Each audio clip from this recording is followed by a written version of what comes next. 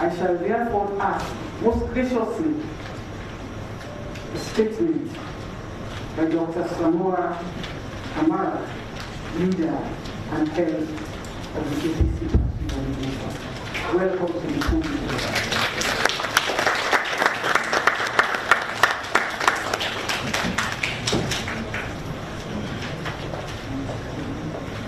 Chair.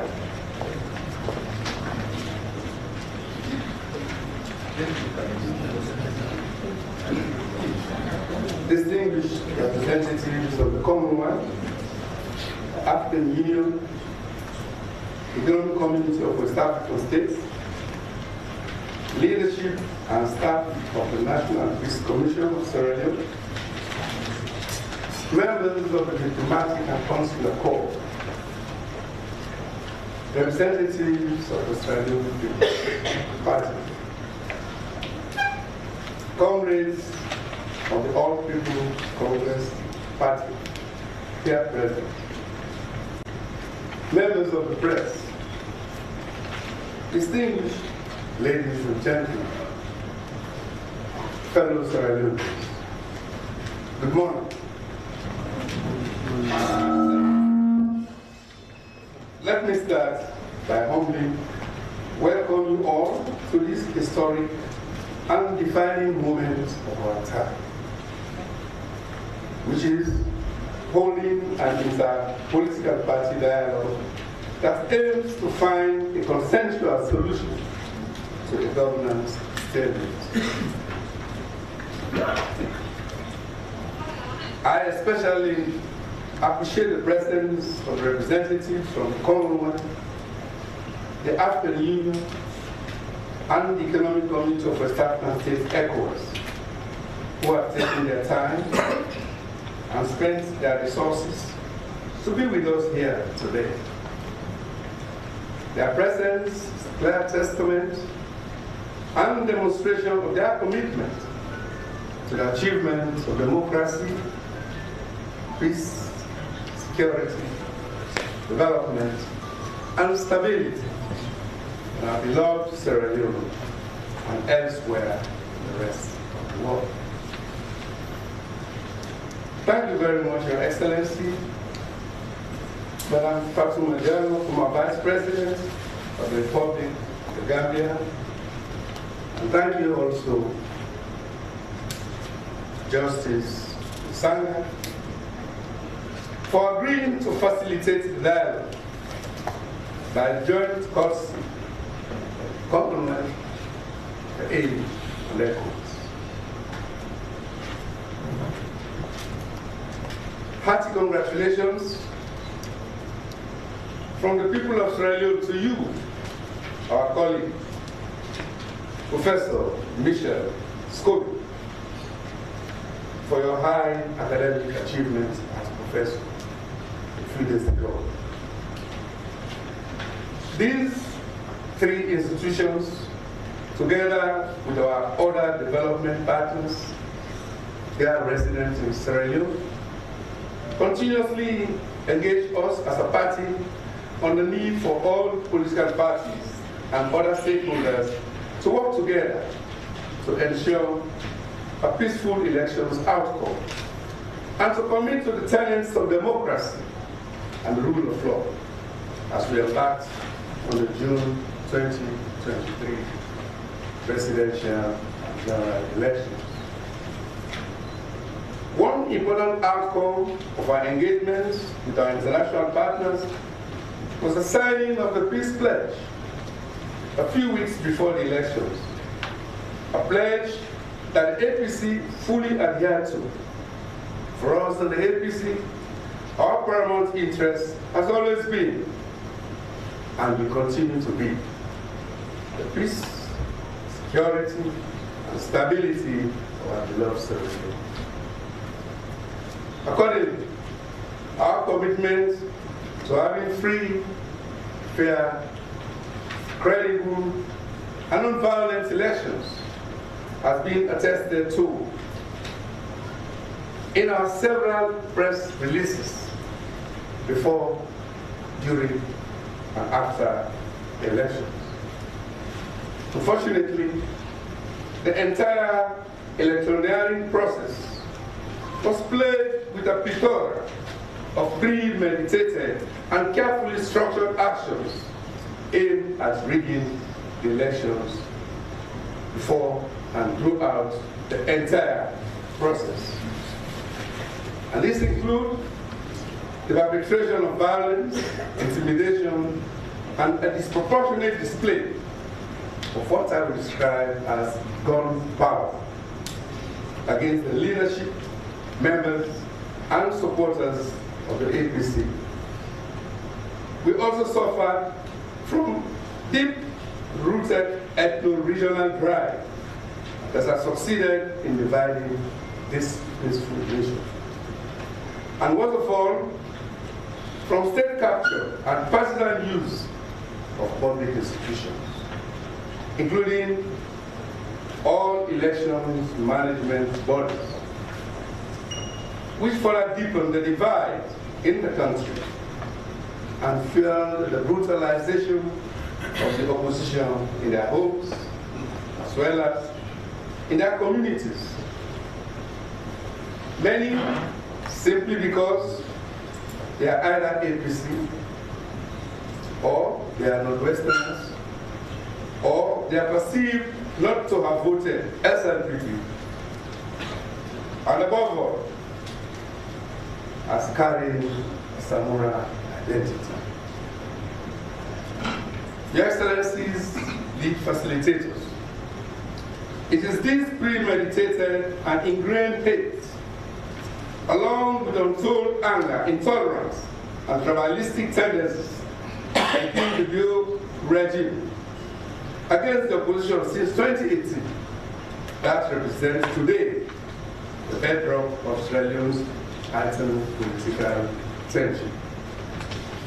This is something we cannot ignore or set aside if we want to restore democracy and bring back peace and stability in Sierra Leone, a country with tremendous potential and prospects to build and secure lasting hope and an enviable future for all.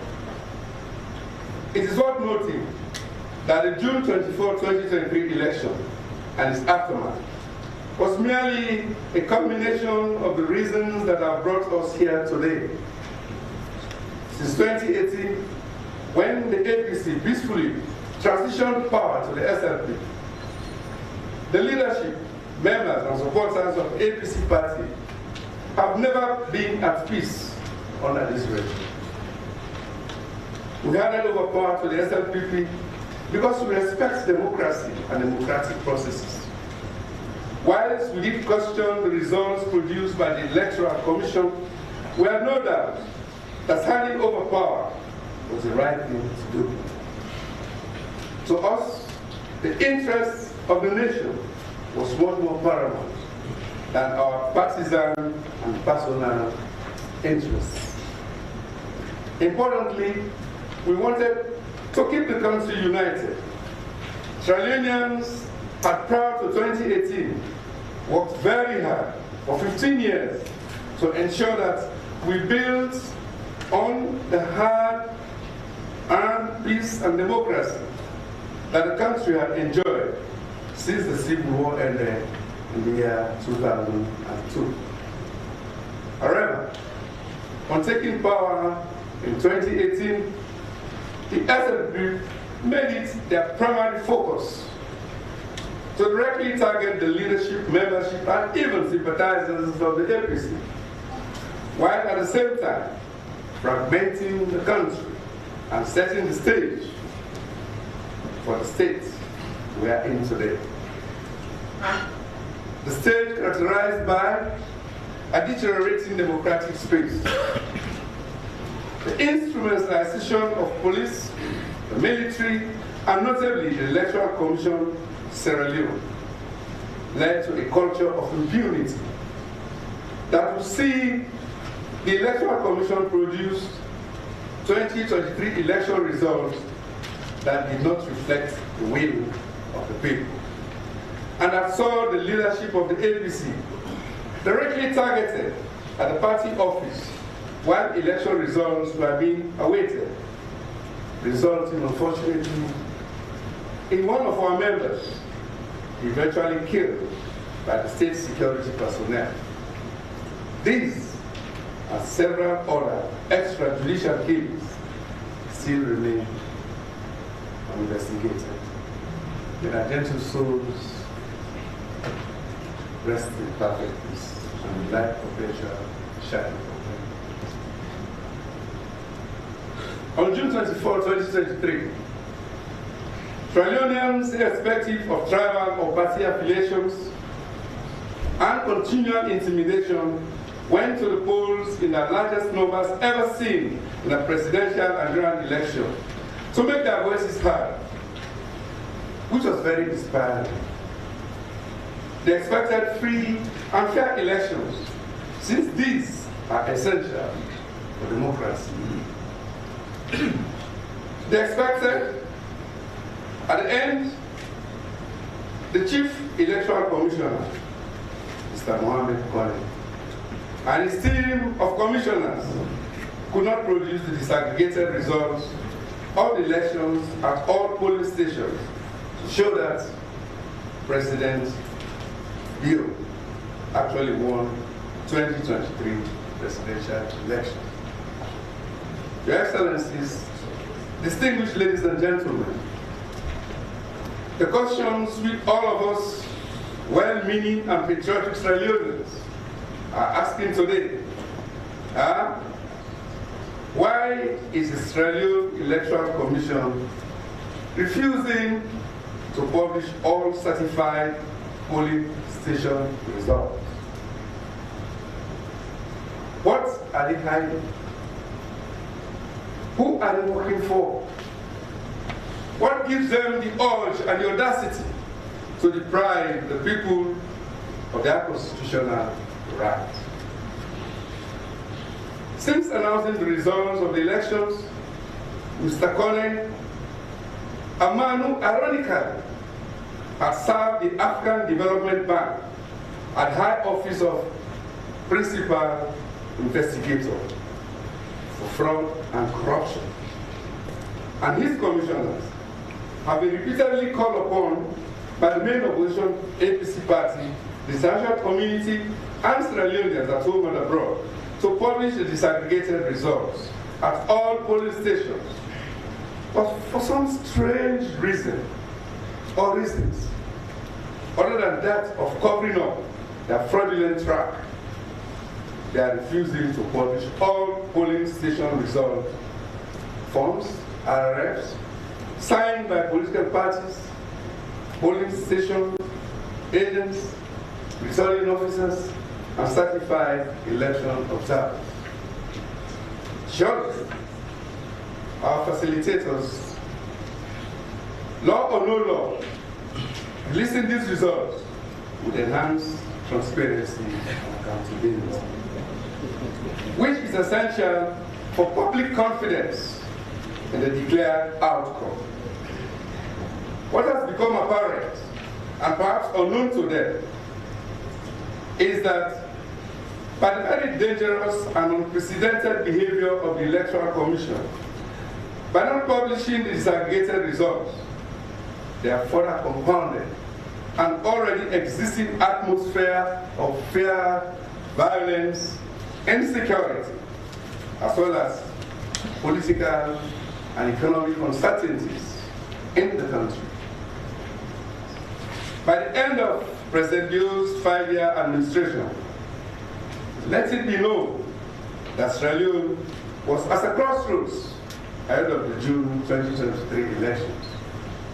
The country was faced with political intimidation and injustice, poor economic stewardship, high unemployment, unbearable high cost of living, high inflation, unstoppable fall in the domestic currency, low trust and confidence in government, a discredited midterm population census, increasing hunger and poverty, and very unnecessary new electoral laws. There was widespread agreement during my campaign trail that these challenges, exacerbated by food shortages, poor infrastructure, and rising costs of fuel and transportation, expensive health and education services were the most pressing issues. Hence, the people of Sierra Leone voted vehemently for change to a political leadership that's more capable to address these pains and sufferings. Alas, Mr. Cornell dashed their hopes by not giving them the leader they actually voted for. Our facilitators, the APC has contested Mr. Cornell's announced election results in their entirety because of glaring irregularities and rigging. The failure by Mr. Cornell to produce the 2023 granular election results at the district level led our party to demand a rerun, holding that these results at the level requested are either not available or, if at all they do exist, they are being hidden because they do not represent the true votes of the people. In the interim, the APC decided to boycott governance at both central and local government levels. International and local observer missions have also expressed serious concerns about the electoral process and the announced results, citing irregularities, statistical inconsistencies. They have called for population and for the publication of the disaggregated results per polling station to allow for public scrutiny of the results. They concluded that unless that happened, transparency and accountability were compromised. In their report, the EU Observer Mission stated the following: voters' trust in the credibility of elections was undermined by lack of transparency during critical stages of the process, particularly during the tabulation process, and by significant inconsistencies in the results. In addition, several of the diplomatic community in country have also echoed these sentiments, and some have expressed their dissatisfaction by even applying sanctions and a pause in development assistance. They are yet to endorse the ECSL results, nor congratulate Brigadier Julius Mada as president. At this stage, let me observe that the frank disclosure of our electoral failings and shortcomings in the management of the 2023 elections by the diplomatic community and observer missions should be taken in good faith as invaluable inputs for strengthening our democracy and democratic institutions in order to better protect the rights and reflect the aspirations of the people of Sierra Leone. It should be appreciated that elections management apart, these very diplomatic and international institutions, some of whom our colleagues in nation building are now vilified, many for political posturing, intolerance to criticism, and gaining political mileage, have worked for Sierra Leone for over many decades across the political, socio-economic spectrums in order to strengthen the country's post-conflict development efforts. Your Excellencies, the collective presence of the Commonwealth, the AU and ECOWAS, and the respective reports of international observer missions have given us the confidence we needed to engage in this dialogue today, which we hope will be meaningful to the future of democracy and democratic practices in Sierra Leone. We pray that your efforts do not go in vain. The APC has taken time to develop a position paper that is detailed. Separate elaborations and evidences will be presented during the dialogue. I have therefore limited my words here to avoid going into the content of that paper. However, I would like to note that our position is clear and precise. It was developed through an inclusive process with the views of a wide range of stakeholders taken into consideration. Our position is not about the interests of individuals or just about our party, but rather about the interests of both the current and future generations, including from the SLPP. Our position is also about the interests of many other Sierra Leoneans who are not APC and who voted and wanted to have their votes counted. We are not a disgruntled group, but for the purpose of this conversation, and until our votes are transparently counted and granular results by polling station made public, there is no winner, neither is there a loser.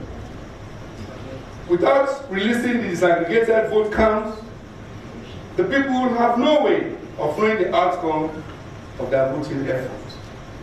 Hence, at this table, we are dialoguing with colleagues representing an illegitimate administration whose executive, legislature, and other public appointments are only beneficiaries of a stolen election.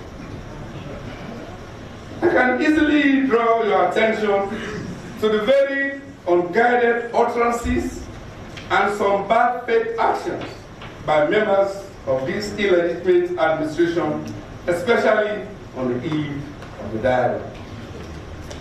These include continuation of parliamentary sessions and threats against our elected members of parliament, mayors, chairmen, and councillors relative to their tenure and other entitlements.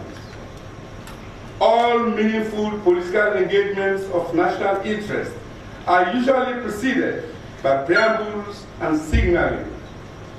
As a party, the APC has engaged with the stakeholders to prepare them for the dialogue and possible outcomes.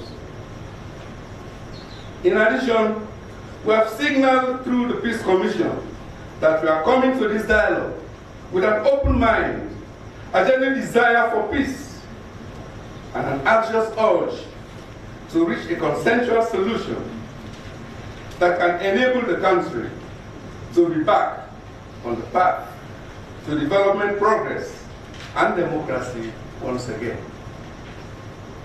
Regrettably, political posturing from some of our colleagues on the other side of this dialogue table is not sending encouraging signals to us on the APC, nor to the citizens of Sierra Leone, neither to the world at large. You cannot say you are seeking peace, but at every moment you try to put the wrong under the feet of the opposition. The targeted COI appeal cases and ongoing arrest and harassment of APC supporters are cases in point. You cannot want peace and continue to impose an acting mayor on Freetown City Council, which the SLPP lost convincing. You cannot want to pursue peace and give ultimatums to APC elected councillors on the eve of a national dialogue. In this dialogue, we are faced with two important scenarios going forward. As a passionate but very neutral commentator indicated to me, the easy part for us, both on the dialogue table, is to stay in our entrenched positions and to dig deeper to fight only for the outcome each party believes in is right for it. For the APC to move on, it is important to look back and recognize the democratic injustice to the citizens within the context of a hastily installed illegitimate administration, as if all is normal.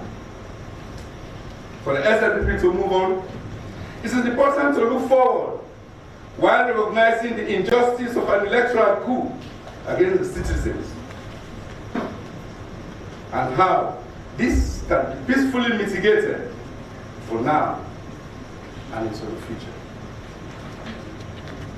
The courageous path is to change the rules of the game and to come with a spirit of reconciliation without losing the baby with the bad water. Without making the voters worse off than where they are after this unprecedented election fraud. Or by avoiding a language of winning or losing, or staying strong or giving in, that boxes in our respective positions even before the dialogue starts. We have an opportunity to look for that point of equilibrium and solutions, and not where we disagree.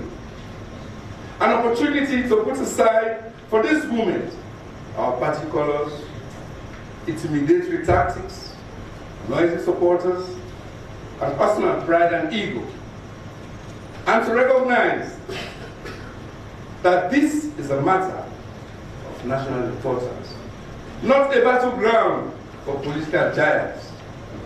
And finally, we have an opportunity to recognize that we need to look backwards and forwards, to be open to listening and to be mutually respectful. We in the APC are ready to do this. Are you ready, the SLPP? In conclusion, we are not doing this in a vacuum. The social, economic, and political context is obviously very challenging, and our people are suffering. The economy continues to worsen, given funding squeeze and uncertainty in domestic and international investor appetite.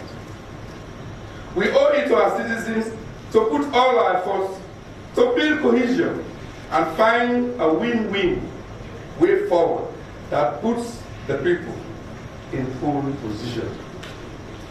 We are all here, both as political parties and as domestic and international facilitators, because we recognize that the present electoral and other state management systems are fundamentally broken and need urgent and sustainable fixing.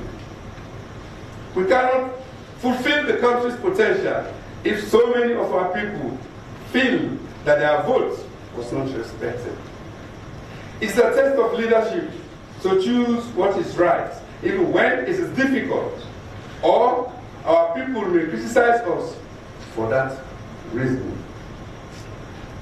I do recognize that our shared legacy as leaders must be that we have found a way forward that puts our people and country first. Every second, every minute, every hour, and each day we spend here at this dialogue table must point us in the right direction. But first, we must unravel and accept the truth. And therefore, thereafter, we must then have the strength and creativity to identify and collectively pursue those institutional reforms that will provide us with lasting pathways to social justice and democracy. We must swallow our ego, our pride, and do what is right for our people and in the best interest of our beloved nation. Let me state that our people are curiously waiting to see what will come out of this dialogue. In this dialogue, there has to be a path to restoring democracy and the people's will. There has to be a path to bringing back the people's stolen votes. This is what the APC's leadership stands for. And certainly, it is what the APC leadership will continue to fight for. I pray that the process will be guided by the presence of and the grace of Almighty God, so that we'll have an outcome that will move this land that we love, our Sierra Leone, out of this very, very dark trajectory that it is trapped in. I thank you very much, and may God bless you all.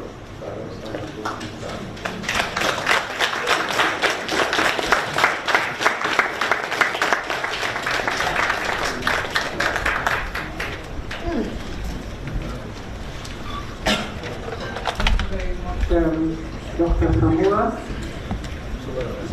head and leader of the Congress Party delegation. Thank you very much for your presentation. May I now call on Dr. Moinina Sengeh, Chief Minister and Head of the Government of Sierra Leone delegation.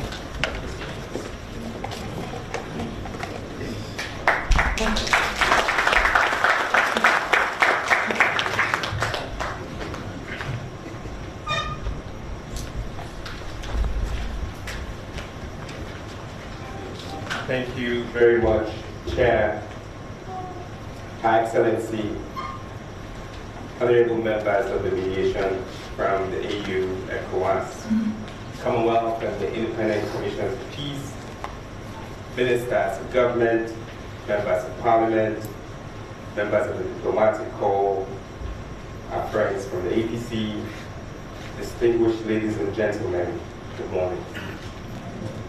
Today is a momentous day and a historic one for several reasons. It reaffirms our commitment to building institutions that strengthen democracy.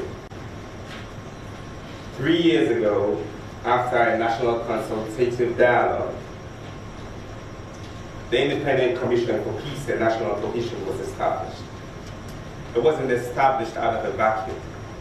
It was a recommendation from the Truth and Reconciliation Commission that they are able to organize and bring together international and national parties together in a very fraught state is a good testament to the people of this country. Congratulations.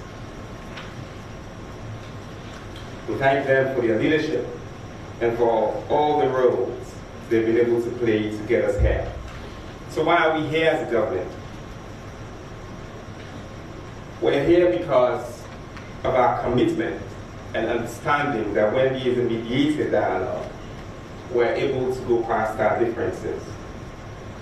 We're here because of our hopes and our aspirations for national and collective movement forward.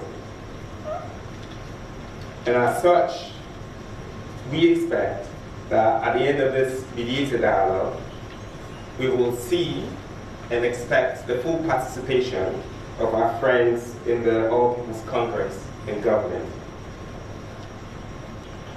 In a very low trust environment, not just in Sierra Leone, but across the world, and we see the growing violence in Asia, the Middle East, in Europe, in Africa, in ECOWAS, it is important that we restate our commitments to ensure effective state delivery. And that does not just mean elected officials. It means people who were not elected. It means people who never ran for elections. It means our collective and entire country. This is why our government has been pursuing a number of critical and absolutely necessary national reforms, which we believe our country requires to be counted and to occupy its rightful place among community of nations. Evidently, we were just invited to the Security Council and will continue to represent not just Sierra Leone and Africa, but the entire world in making sure that we can stand for peace and national cohesion.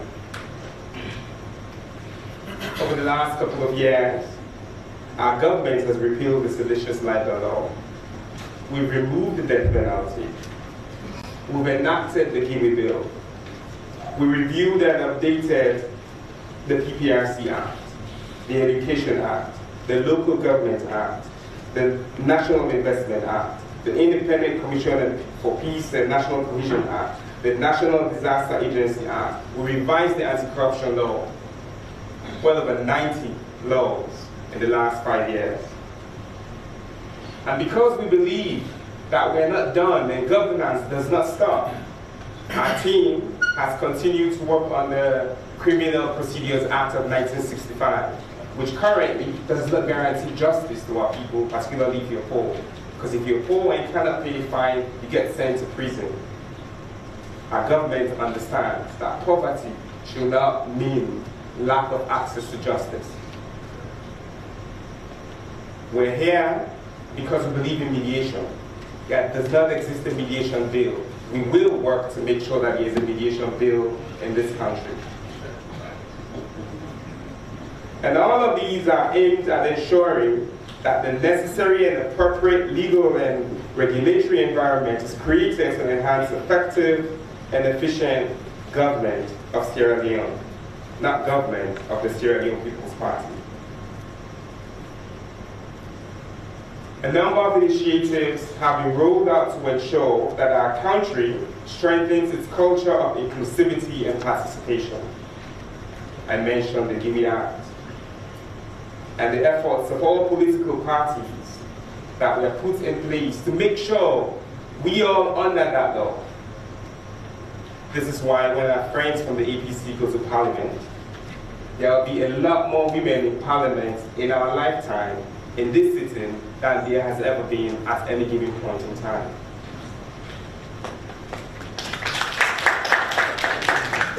Youth empowerment has ensured that Sierra Leone remains an example across the world. The number of young people who are given elected and appointed positions is at an all-time high and used as a benchmark across the continent. Political participation, where in the last government, in the last election, there were 17 fully functional political parties operating in the country of about 7 to 8 million people.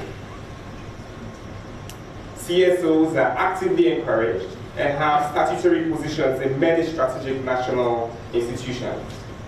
There's no new commission that has been established over the last couple of years that does not actively include the participation of CSOs. The media is free and independent, with over 80 community radios and about the same number of print media. As His Excellency has said, there is absolutely no journalist in prison today for practicing journalism. These are progress that we as a people can be proud of. We believe in effective governance, and Sierra Leone has continued to work assiduously to improve our country's global indices. Evidently, we passed the MCC scorecard for 5 straight years. We didn't pass MCC scorecard for MCC, we passed it for our people. Because when the corruption index goes from 49 to 84, it is not MCC or the US government who benefits. It is perceptions that reflect our people's thought of corruption.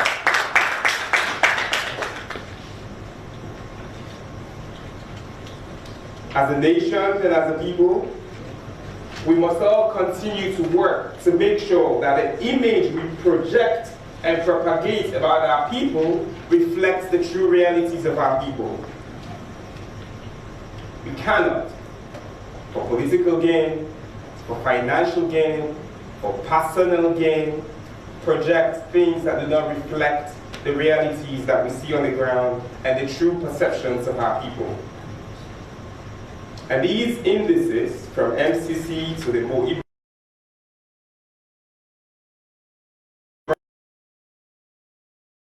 from what some of our friends continue to speak when they're given the podium. We believe that we must strengthen state institutions, most importantly.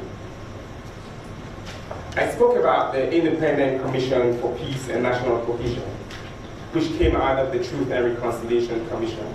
In the last 5 years, we have implemented all possible recommendations of the Truth and Reconciliation Commission that does not require constitutional change. We've established institutions that make Sierra Leone an example to the world. For national disaster response, in our fight for COVID, our leadership role on the APRN, our leadership role on the C10, continue to be examples that countries across the world turn to. The government of His Excellency, President Brigadier Retired Dr. Julius Maada is one that believes in the intrinsic values of inclusivity and participation as critical ingredients for a peaceful, united, stable, and cohesive Sierra Leone. It is as a manifestation of such conviction and belief that government has since given very serious considerations to the abnormal situation of having the other half of state governance, the opposition party in the House of Parliament and local councils, holding back on participation in governance. The government truly and genuinely believes that democracy and democratization cannot proceed without an active, credible, and responsible opposition from which we can all benefit from constructive engagements such as profiling alternative policy proposals where they exist, or joining us to progress laws where we don't disagree. We don't always have to disagree.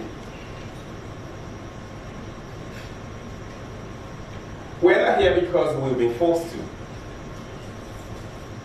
We're here because we chose to. And we're here because of our commitment to national development and peace. We're here because the father of democracy, His Excellency President Dr. Julius Maada asked us to be here. We're here because of peace and unity. That will be a total mobilization of our human, financial, and other non-material resources for the development and transformation of our country, so that truly and genuinely Sierra Leone can be part of the countries that accelerates towards the SDGs, as we share our policies of leaving no one behind. This is really what Paupa Salon for Better means, by the way. And we believe that, because Paupa Salon most better. This is embedded in our shared belief, and this is something that the government of President Bio is committed to supporting and promoting. The government is committed to ensuring that agencies that promote inclusivity, participation, unity, and national cohesion, such as the Peace Commission, other agencies of the government, CSOs, development partners, all have a safe space and are given the support to function in a meaningful and productive manner at all times. It is this manifestation of government's firm conviction that governance should be inclusive and participatory that will remain open and supportive of every initiative that will ensure that this current impasse that has caused challenges in governance post the June 24th multi-tier elections are addressed in a manner that takes cognizance of our national constitution and national laws. The government is convinced that there could be several ways in which, together with counterparts in the opposition and as a nation, we can forge a progressive national partnership in governance, with each party playing according to its mandate, while at the same time ensuring that the national values of unity and peace efforts are made for continued cooperation and collaboration. Towards ensuring such cooperation and collaboration, the government of Sierra Leone will ensure that opportunities are created for continued work on critical national governance priorities going forward. The President, in his address to the House of Parliament on 3rd August 2023, directed the establishment of the National Electoral Review Committee. The government insists that this committee will be inclusive and broad-based, as His Excellency assured us on that day. And when called on, I hope that our friends in the opposition will fully participate. That won't be enough. This is why we're inviting the opposition to take responsibility, join governance, such that the things that have lasted for 20+ years, including the constitutional review, can be completed for the progress of our country. Boycotting reforms that strengthen our democracy is not progressive. And I think across all aisles, no matter where one sits, the recommendations from our independent electoral observer bodies require constitutional reform. The recommendations of the Truth and Reconciliation require constitutional reform. When we had the Constitution in 1991, we were moving from a one-party state to a multi-party state. And since then, we've had 2 coups and 4 elections. It is time to strengthen our democratic state institutions. And sitting back is not what we should be doing at this point in time. This is why I want to appeal to all of us for good reasoning. I want us to be open and sincere. And I want us to look forward towards the positive outcomes. And I appreciate that we all have said things that will make the other person turn away. And where we have, we're sorry. And I hope that other parties, other members who come to this can also take responsibilities for things that they may have said to get us where we have arrived at. Being reflective is not a position of weakness, but rather that it's a commitment that we are making to move forward. And allow me to end on a note of hope, and a reminder of what makes us a powerful people. It is not our differences that divide us, but it is in our diversity that we get united.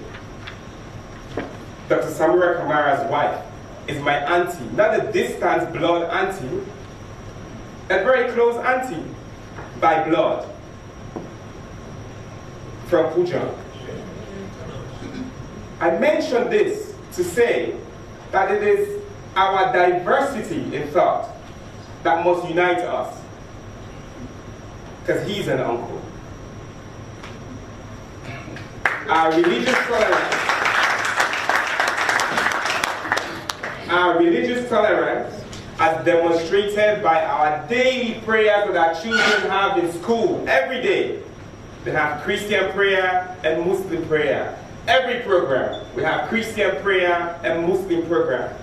At a time when we see so much diversion in the world, it's what we should celebrate. We're known to love strangers more. We're people of resilience. And in spite of our one-party states that we've had in the past, our multiple coups, our national health and environmental disasters, we have united and marched forward. That is who Sierra Leoneans are. Ladies and gentlemen, our friends and family members, we're great people, and forward shall we continue to march. Before I go, and I shall not speak on behalf of the ECSL, disaggregated results exist in all of our hands. That's what the reforms are. That's what we signed up for as a party. Everybody had representatives at polling stations. Everybody signed our reforms. Those are disaggregated results. They exist in our hands. Like I said, I will not speak for ECSL, but I'll speak for us that we're satisfied with the disaggregated results that we have. And I'm sure that the other parties who were there have their own disaggregated results. It is important that the words that we use for our members out in the public, or rather, the things that the members use do not shape our leadership roles. We're leaders. We're leaders, and it is important that we lead. And I don't say this because as an aspersion. I say this to reaffirm our commitment as leaders. We believe that in spite of our own understandings, varying understandings and perceptions of the reality, we will converge and be united at the end of this dialogue for this land that we love. Finally, we're a country of laws defined by the Constitution and all of the laws that have come out of the Parliament of our country, law and order. And I want to urge all of us that during these debates, during these dialogues, we must never, never ever speak outside of the laws of the country. Thank you.